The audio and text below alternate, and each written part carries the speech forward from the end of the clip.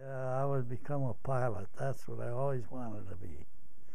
And I had beautiful vision. I had 2015 vision. I applied for the Navy V-12 program, which I would have loved to qualify for that. However, they wouldn't accept me because I was 10 pounds overweight. They shot me down, so I went right around the corner in that same building, and I went to the Army Air Force. Okay. And they said, well, we'd love to have you, but you're 10 pounds overweight. He says, why don't you try to lose 10 pounds and come back? And I said, well, how long do I have for that? 1 week. Oh, gee. Believe it or not, I did it. And, well, I guess, when you have that kind of an incentive. Yeah. Then when I went back to tell him that I lost weight, well, I don't remember, he says, I said, well, you took the papers that I qualified for. I said, all the tests I passed. Well, let me look it up. So he went through piles of paper. And I said to him, he said, well, I can't find it. I said, well, what's in that basket? It was a waste paper basket. It had a stack of paper. Mine was right on top. He threw it in the trash. So he says, well, here we are, yes. So I was in the enlisted reserve. I was waiting to be called up.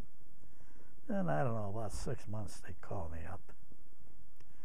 I was real excited about that because I felt here was my life dream to be an opportunity to become a pilot. And I did. I went down to Arcadia, Florida. Well, first I had to go through University of Tennessee that freshman year. Then they sent me the classification. I was classified as a fighter pilot. Then I went down to Arcadia, Florida, took pre-flight, Well, wait a minute, Montgomery, Alabama for pre-flight, and then Arcadia, Florida for pilot training. Believe it or not, I soloed in 6 hours. And, I thought that was great. I got a good start. Well, Nicholas, life is very strange sometimes.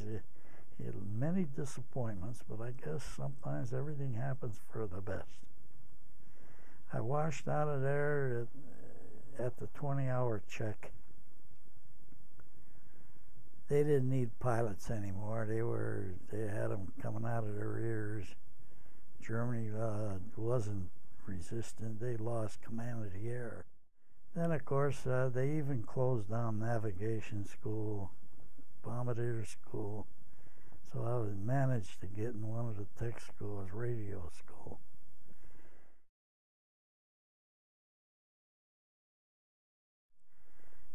I'll try to put it in perspective.